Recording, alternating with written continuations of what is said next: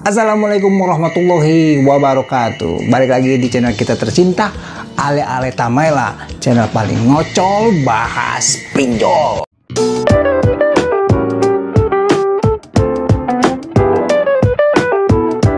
Terima kasih gue ucapin yang udah balik lagi ke channel gue, dan yang baru bergabung gue ucapin selamat bergabung dan selamat datang.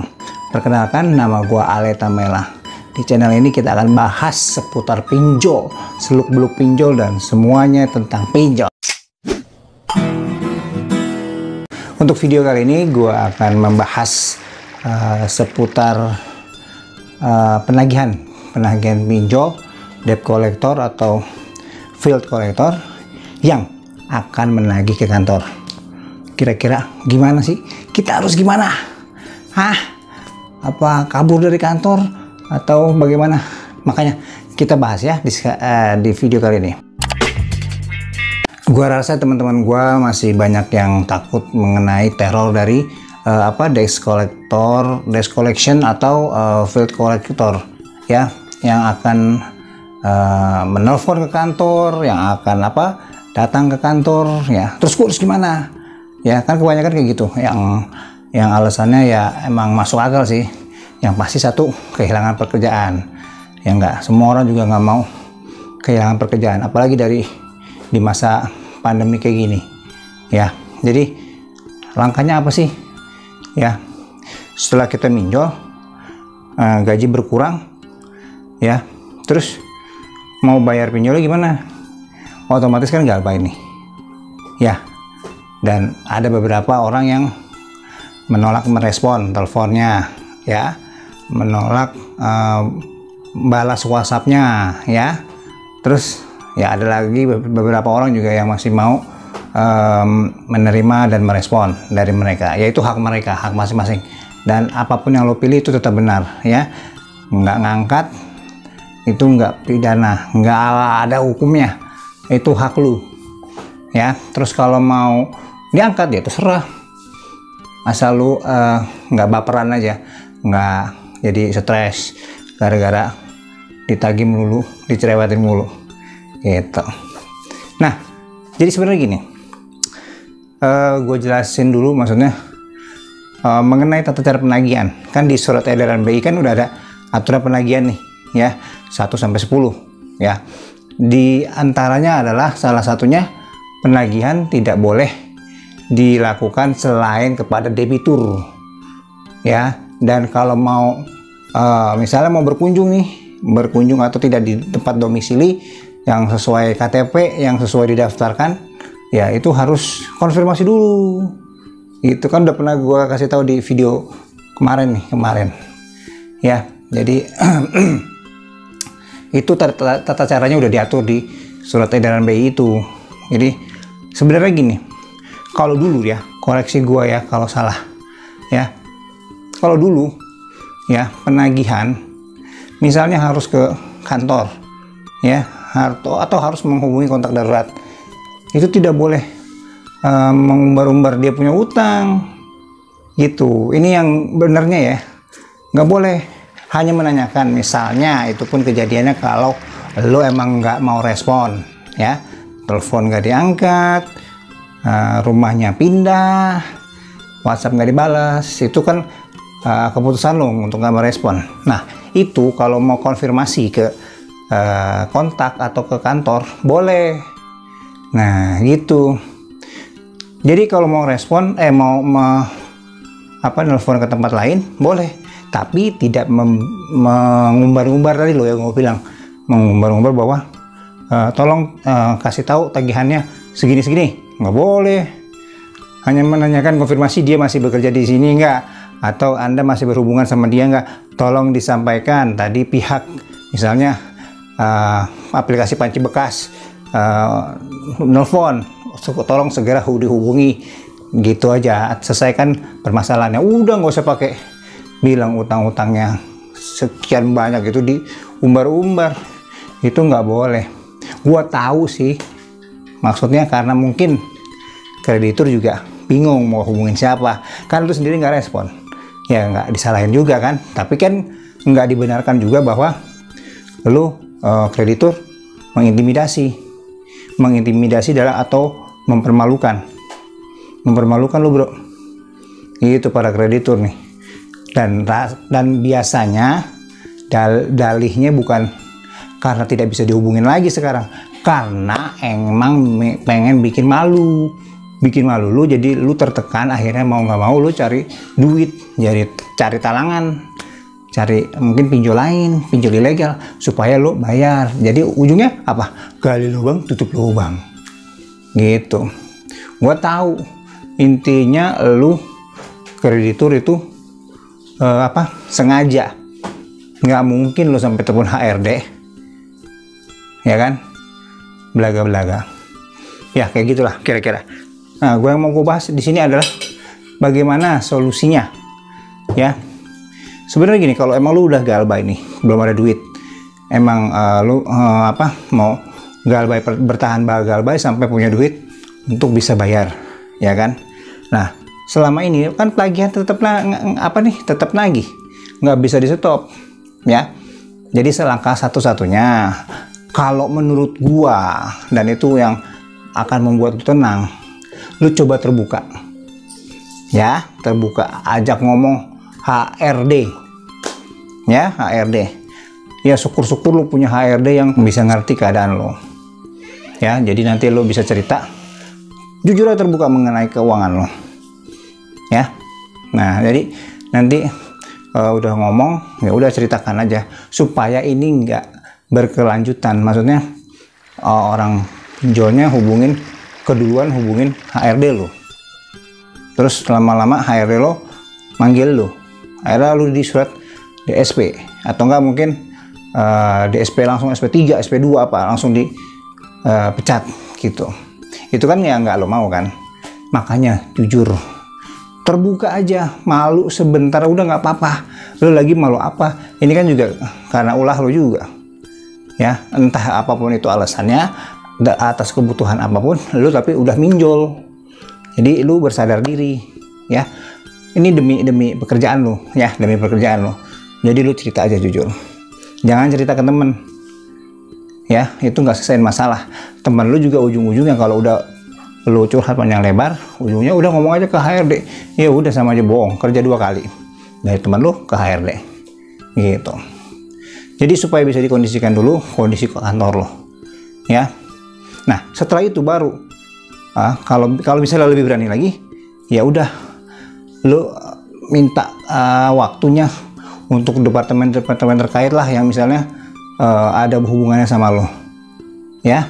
Jadi untuk bantu supaya ini terornya tidak berkembang terus di kantor, nanti dari OB, satpam, security, resepsionis bisa tahu lah, gitu. Nah, lo bicarakan aja permasalahan lo, sekalian dirundingkan.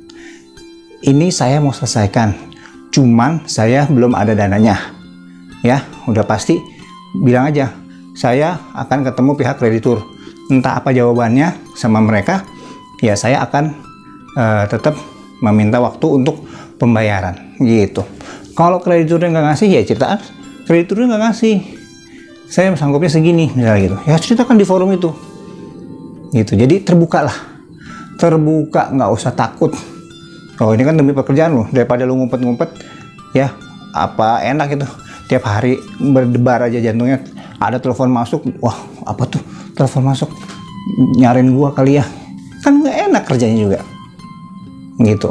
Jadi lu harus terbuka sama HRD. Ya, gua akuin sih bener, ada beberapa kantor atau HRD juga yang ya saklek gitu ya, baku, yang nggak mau terima, nggak mau dengar alasan apapun, lu harus bayar pokoknya, karena dia merasa diteror. Tapi kan itu kan awalnya karena memang dia taunya langsung dari pinjol. Coba kalau taunya dari lu, mungkin beda cerita bro, gitu. Jadi lu coba komunikasikan sebaik mungkin, insya Allah itu nggak akan sampai ke bos lu atau bawahan lu, misalnya lu kepala departemen, ya. Semua aman, yang penting jujur, ya. Berat memulainya, iya pasti kuatin mental lo, tapi ini yang terbaik buat lo supaya lo tidak kehilangan pekerjaan. Men, banyak yang dipecat gara-gara pinjol, ya. Dan perusahaan yang nggak mau ngerti mengenai kondisi kesulitan dia, taunya dia terima gaji harus bayar aja gitu ya.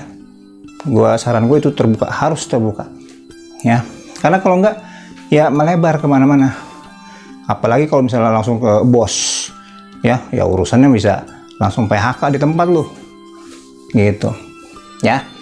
Jadi itu satu kunci terbuka, lu kuatin mental, siapin mental lu ya pikiran lu bukan untuk ini aib gua, bukan. Lu milih aib atau misalnya lu bakal dipecat nanti. Cari pekerjaan susah bro di masa sekarang ini ya, gitu.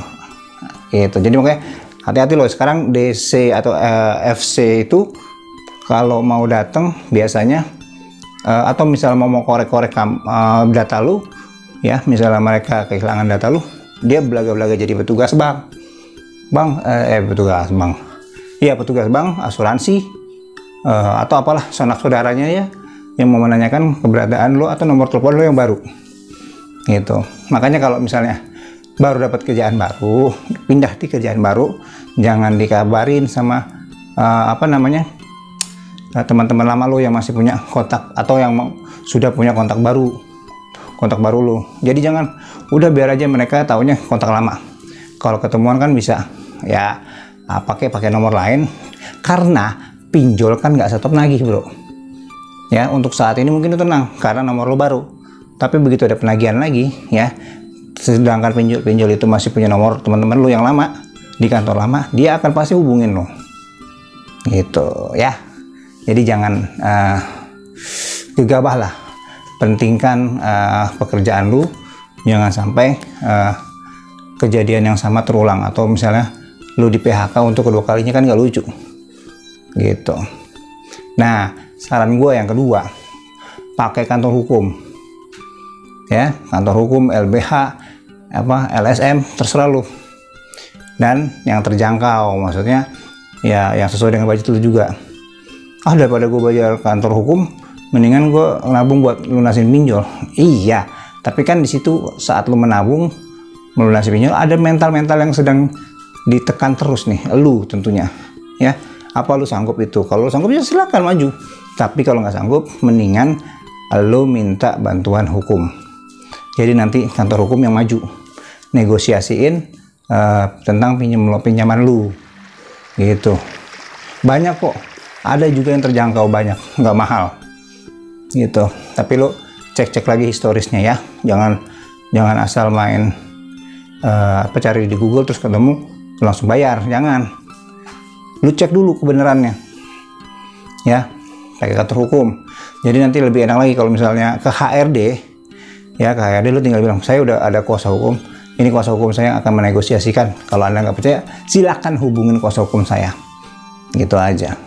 Terus pokoknya caranya seperti itu supaya menghadapi teror FC DC yang mau datang ke kantor ya. Sebenarnya kalau FC datang, field collector datang ya, gampang, suruh stop aja di depan pos sapam, jangan dikasih pintu, buka pintu ya, biarin aja di situ, bilang aja lagi keluar lu nya ya. Lu harus ngomong juga sama security-nya setelah ikut tadi yang forum terbuka yang gue bilang. Lu cerita semua ke HRD atau pegawai atau orang-orang yang lu anggap penting untuk mengetahui hal ini. Lu kasih tahu aja satpamnya, kalau nggak mau pergi guyur pakai air got gitu ya. Sama kalau misalnya ada telepon lu misalnya nyambungnya langsung ke resepsionis, bilangin ke resepsionisnya kalau ada yang nyari saya, suruh langsung ke teleponnya, handphonenya aja ya. Dan misalnya suruh ditanya handphonenya nomor berapa, oh saya nggak boleh kasih tahu karena ini rahasia ya. Biar ada, seharusnya kan kalau misalnya dia punya nomor teleponnya atau misalnya emang dia pernah berurusan dengan nomor mereka gitu, entah mungkin dia mengaku jadi asuransi dari bank, kan mereka harusnya punya nomor handphonenya. Kalau emang nggak punya ya udah. Jadi kurang lebih gitu caranya hadapin teror DC yang mau ngancem ke kantor. Lagi juga mana boleh sih lu lagi ke kantor, ada-ada aja sekarang kreditur yang legal kek sama aja ya, apalagi yang ilegal mah barbar, teleponnya ke siapa aja diteleponin ya. Jadi saran gue seperti itu, semoga bisa membantu dan cepet lu pikirkan sebelum lu kehilangan kerjaan lu ya. Mudah-mudahan juga banyak juga orang-orang yang udah cerita ke gue, ya syukur ada perusahaan yang ngerti, ada yang malahan dilunasin sama perusahaannya. Oke, udah ngerti ya. Jadi segitu aja video kali ini. Gue Aleta Mela undur diri. Assalamualaikum warahmatullahi wabarakatuh. I hope you had the time of your life.